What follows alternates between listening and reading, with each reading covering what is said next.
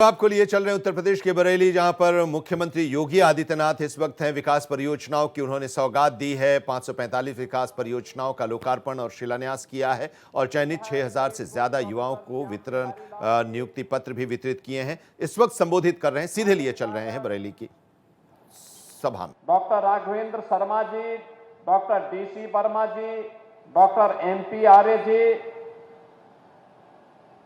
विधान परिषद सदस्य श्री बहरन लाल मौर्य जी, कुंवर महाराज सिंह जी और प्रभारी मंत्री शाहजहांपुर श्री जेपीएस राठौर जी, मंच पर उपस्थित सभी सम्मानित जनप्रतिनिधिगण, भारतीय जनता पार्टी के क्षेत्रीय अध्यक्ष, जिलाध्यक्ष, महानगर अध्यक्ष समेत सभी पदाधिकारी और उपस्थित बहनों और भाइयों, सावन के मास में नाथ नगरी में आकर के देवादिदेव महादेव के श्री चरणों में नमन करने का सौभाग्य प्राप्त हुआ है। इस अवसर पर मैं आप सभी उपस्थित बरेली वासियों को यहां के जनप्रतिनिधियों के परिश्रम और पुरुषार्थ से जो परियोजनाओं का उपहार प्राप्त हो रहा है, इसके लिए हृदय से बधाई देता हूं, शुभकामनाएं देता हूं और अपनी हृदय से इस अवसर पर आपका अभिनंदन भी करता हूं। बहनों और भाइयों,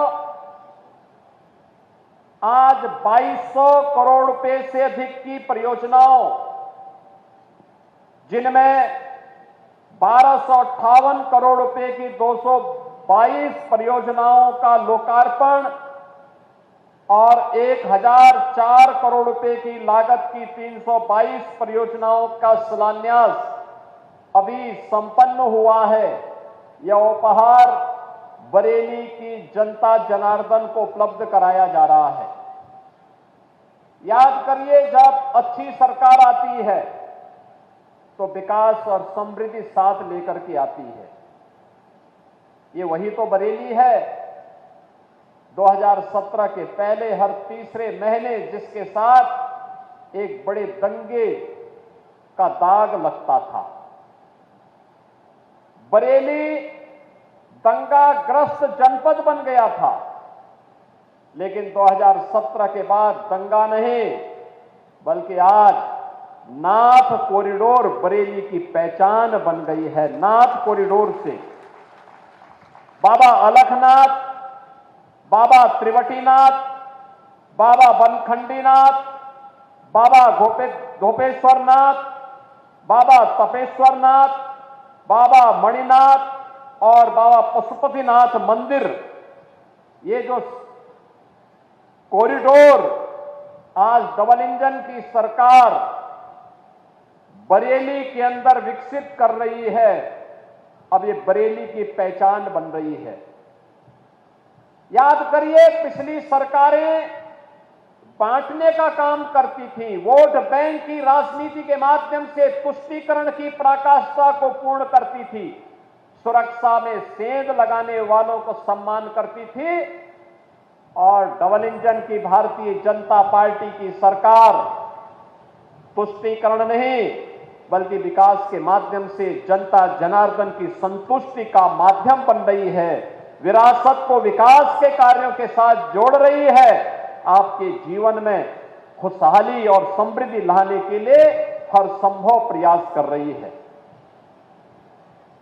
ये सभी स्थान उपेक्षित पड़े हुए थे। इस बार आपने देखा होगा, न्यू बरेली के रूप में यहां के विकास प्राधिकरण के द्वारा, नगर निगम के द्वारा, यहां के जनप्रतिनिधियों के द्वारा जो विभिन्न प्रकार की परियोजनाएं आज बरेली के लिए स्वीकृत हुई हैं, अब उनके परिणाम हम सबके सामने देखने को मिल रहे हैं।